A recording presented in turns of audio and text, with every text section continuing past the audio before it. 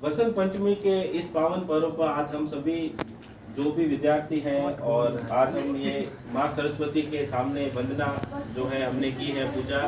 और वसंत के आगमन के साथ ही माँ सरस्वती की जो पूजा की जाती है, इसके अंदर आपको ये जो मौसम जो है चारों तरफ खुशहाली का, शांति का, वसंत पंचमी इसीलिए जो है मनाई जाती है। माँ सरस्वती, माँ शारदा जिसके सामने हम आज उपस्थित हुए हैं, तो हमें कुछ बातों का हमेशा ध्यान रखना चाहिए, चाहे वो बोर्ड के विद्यार्थी हो।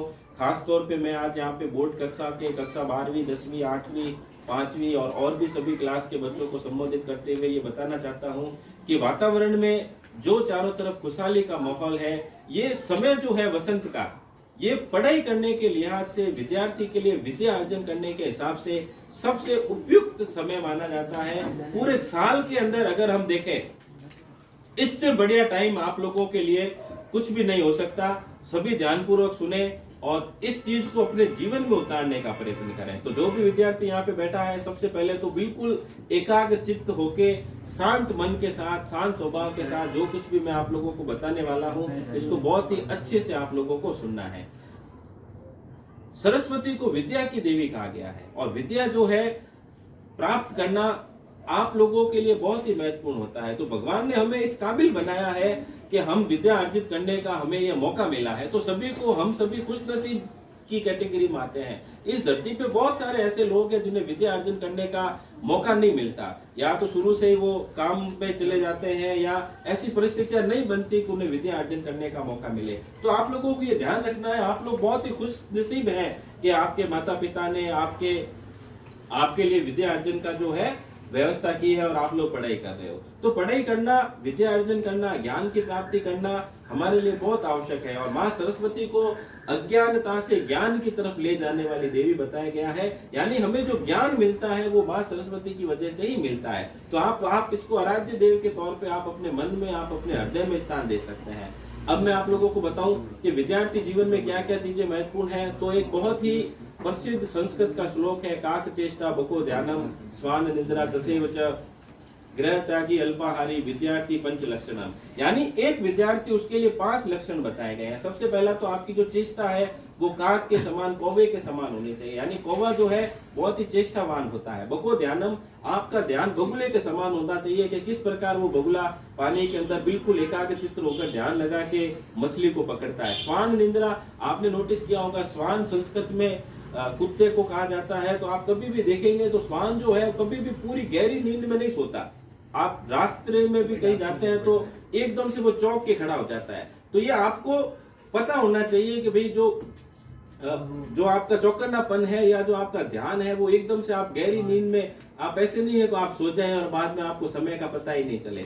अल्पाहारी, विद्यार्थी के लिए ज्यादा भोजन करना व्यर्थ बताया गया है। हमेशा एक विद्यार्थी को जब वो बहुत अधिक पढ़ाई कर रहा हो, अधिक समय ज्ञान अर्जित कर रहा हो, तो उस समय कम भोजन करे ताकि उसकी पढ़ाई में जो है बाधा ना आए। और पहले के जमाने में यह था कि जो सन्यास गुरुकुल हुआ करते थे तो वहां पे उसके लिए एक वर्ड आता था, गृह त्यागी। यानी विद्यार्थी घर को छोड़ के दूसरी जगह गुरु के पास ज्ञान अर्जन के लिए जाया करते थे।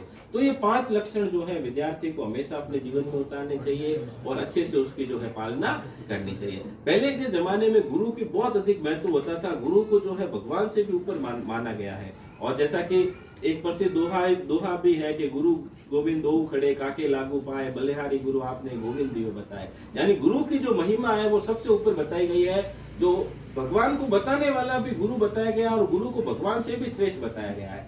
तो आपके जीवन में आपके माता पिता, आपके परिवार वाले, समाज, गुरु, इन सब का बहुत महत्व होता है। तो आप अपने पढ़ाई को, अपने आप को पढ़ाई के प्रति नौछावर करें और अपना पूरा का पूरा ध्यान से, बिना कोई चेष्टा किए, अतिरिक्त चेष्टा किए, आप अपना सारा ज्ञान जो है अपना ध्यान पढ़ाई की तरफ लाएं और ज्ञान अर्जन की कोशिश करें।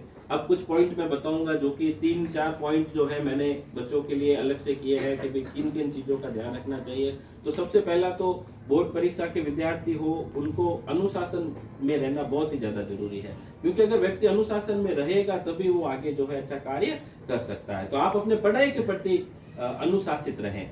सेकंड पॉइंट, आपको जवाबदेही होना चाहिए। यानी आप जो काम कर रहे हैं, आज अपनी पढ़ाई कर रहे हैं, तो आपको इस चीज के प्रति सजग होना चाहिए कि भी मैं पढ़ाई कर रहा हूं और मुझे ज्ञान की प्राप्ति होनी ही चाहिए। तो आपको इसमें बाकी चीजों की तरफ ध्यान न देते हुए सारा का सारा ध्यान आपको अपनी पढ़ाई के अंदर ही लगाना है, अनुशासनशील होते हुए। और सबसे इंपॉर्टेंट पॉइंट, समय का सदुपयोग। ज्यादातर विद्यार्थी सिर्फ कॉपी किताब खोल के बैठे रहते हैं और टाइम चला जाता है 1 घंटा 2 घंटा पढ़ने के, सिर्फ नाटक करते हैं, एक्टिंग करते हैं, जो कि सबसे खराब बात मुझे लगती है। बच्चे तो सोचते हैं कि हम तो पिछले 2 घंटों से कॉपी किताब खोल के बैठे हैं, लेकिन वो पढ़ते आधा घंटा भी नहीं है। तो समय का सदुपयोग करना जिस दिन आप सीख गए, उस दिन आप जो है आप अपने जीवन में कुछ भी कर सकते हैं और आगे से आगे जा सकते हैं।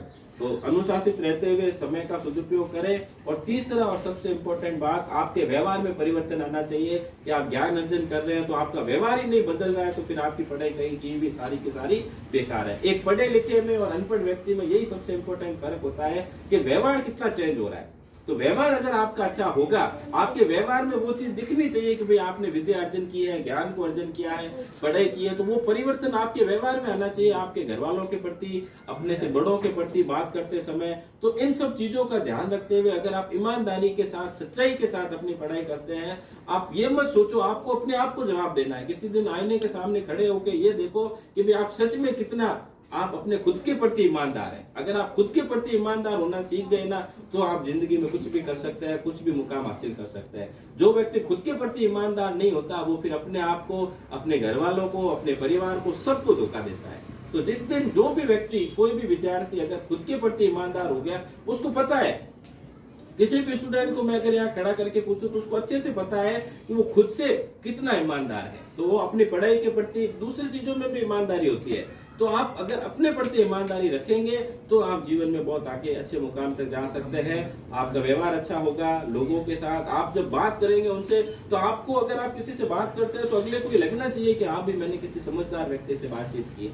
तो ये छोटे छोटे पॉइंट है जो आपको ध्यान रखने हैं। अपने से बड़ों का हमेशा सम्मान करना है। छोटे अगर आप हो तो अपने बड़ों का हमेशा आदर करें। मैं आजकल जो देख रहा हूँ बहुत ही गलत व्यवहार हो गया है, और कुछ बच्चे जो है बड़ी बड़ी स्कूलों में पढ़ते हैं, उनके माता पिता लाख लाख 2-2 लाख फीसें भरते हैं, लेकिन बच्चों का व्यवहार इतना खराब हो गया है। तो आप सभी विद्यार्थियों से, सभी स्टूडेंट से मेरा ये रिक्वेस्ट है कि भाई कोई भी बच्चा किसी स्कूल से, घर से, परिवार से जुड़ा है, तो उसका व्यवहार परिवर्तन होना, बिहेवियर चेंज लाना बहुत ही ज्यादा इंपॉर्टेंट है। एक पढ़े लिखे और अनपढ़ व्यक्ति भी बहुत ज्यादा, गांव में आप जाके ये सीखते हैं कि वहां पे जो अगर नहीं पढ़ा लिखा हुआ भी व्यक्ति होता है ना, तो वो भी घर में, समाज में लोगों की इज्जत करता है, लोगों को इज्जत देना जानता है। लेकिन शहरों में मैंने ये थोड़ी सी विडंबना देखी है कि आजकल के बच्चे, मैं खुद महसूस कर रहा हूँ पिछले इतने सालों से, विद्यार्थियों के व्यवहार में परिवर्तन सा आ गया है। आजकल के विद्यार्थी अब पहले के विद्यार्थियों की तरह ना तो इतना कहना मानते हैं और ना ही आदर करते हैं। तो आपको गुरु का आदर करना है, माता पिता का आदर करना है, बड़ों का आदर करना है, आपके व्यवहार में चेंज लाना है, तब आपकी की हुई पढ़ाई सक्सेस होगी, सफल होगी। एक और छोटा सा इंसिडेंट मैं आपको बता दूं। अभी एक बीच में एक लड़का हमारे पास आया था, नाम मैं नहीं बताऊंगा उसका, ओपन बोर्ड से पढ़ाई करने के लिए। उसका रिजल्ट अभी थोड़े दिन पहले ही ओपन बोर्ड का रिजल्ट आया, 10वीं कक्षा का वो विद्यार्थी था। तो मैंने रिजल्ट निकाला और उसके घर पे मैंने फोन किया, तो फोन उसकी मदर ने उठाया, और जैसे ही उन्होंने फोन उठाया तो मैंने बोला कि भाई आपका लड़का जो है वो पास हो गया। तो सामने से वो महिला, जो भी उसकी माँ थी, वो एकदम से चौंक गई। उसको खुशी, जो इतनी ज्यादा खुशी हुई कि वो मेरे से बात करते करते रोने लग गई। उनको मतलब इतनी ज्यादा खुशी किसी बच्चे के 10वीं पास करने की।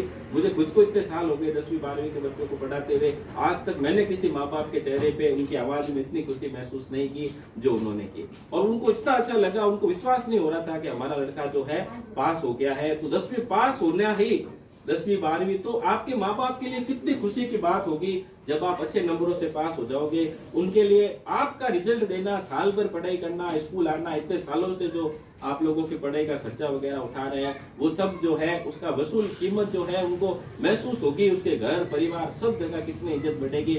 आप थोड़ा सा इस पॉइंट को ध्यान में रखो और पूरा का पूरा ध्यान अपनी पढ़ाई में लगाओ, अपने व्यवहार में चेंज लाओ, अनुशासित रहते हुए, समय का सदुपयोग करते हुए, और जो मैंने विद्यार्थी के 5 लक्षण बताए हैं उसको ध्यान में रखते हुए अगर आप पढ़ाई करेंगे तो आप बोर्ड परीक्षाओं में और आगे भी जिंदगी में, सिर्फ आपका मकसद परीक्षाओं में अच्छे नंबर लाना नहीं होना चाहिए। जिंदगी में आप एक सफल इंसान बने, सच्चे व्यक्ति बने, कि जहां लोग आपके बारे में बात करें तो कम से कम ये बोले कि भाई ये बहुत ही ईमानदार और सच्चा व्यक्ति है, जिसने अपने कार्य को जो है बहुत अच्छी तरीके से पूर्ण किया है। और आपका व्यवहार अच्छा होगा तो ये चीज जरूर मिलेगी। और लास्ट में मैं माँ सरस्वती को धन्यवाद देना चाहूँगा कि उन्होंने हमें इस मुकाम तक पहुँचाया है कि हम ज्ञान अर्जन करने के लिए आ रहे हैं। इस संसार में ऐसे बहुत सारे लोग हैं जिन्हें ज्ञान अर्जन करने तक की मौका नहीं मिलता। तो सभी विद्यार्थी जो भी पढ़ाई करने जाते हैं, आपके माँ बाप आप लोगों के लिए इतना कुछ करते हैं, तो आपके लिए ये बहुत महत्वपूर्ण हो जाता है कि आप भी वापस पढ़ाई करके उनको जो है वापस उसका क्या कह सकते हैं मूल्य चुकाने की कोशिश करें। लेकिन हम तो माँ बाप का मूल्य कभी नहीं चुका सकते, लेकिन उनके चेहरे पे खुशी जरूर ला सकते हैं। तो अगर आपके अच्छा रिजल्ट देख के वो खुश होते हैं, आपके घर में परिवार में खुशी का माहौल बनता है, तो इससे बड़ी बात आप लोगों के लिए कुछ भी नहीं हो सकती। तो मैं एक बार लास्ट में फिर से माँ सरस्वती की वंदना करता हूँ। सभी विद्यार्थी आंखें बंद करें और 2 मिनट के लिए सोचें कि हे माँ सरस्वती, आपने हमें ज्ञान अर्जन करने के लिए चुना है, तो हम जो है ज्ञान अर्जन करने के लिए आपके सामने समक्ष हैं। हम आपके लिए, और आज से हम ये प्रण लेते हैं कि हम अपने सच्ची लगन, पूरी श्रद्धा, अनुशासित रहते हुए, अपने कार्य के प्रति ईमानदार रहते हुए हम जो है अपनी पूरा ध्यान पढ़ाई में, ज्ञान अर्जन की तरफ लगाएंगे। अज्ञानता से हम हमेशा के लिए दूर होंगे। और कोटि कोटि आपके चरणों में वंदन है। हे माँ सरस्वती, चारों तरफ का माहौल जो बना हुआ है हमें अच्छा ज्ञान प्रदान करे, तो हम आपके लिए हर समय जो है पढ़ाई के प्रति, ज्ञान के प्रति ध्यान देंगे और अपने सभी तरह के जो भी बुरे कर्म हैं उनको छोड़ के आज से हम ज्ञान अर्जन में लगेंगे। धन्यवाद।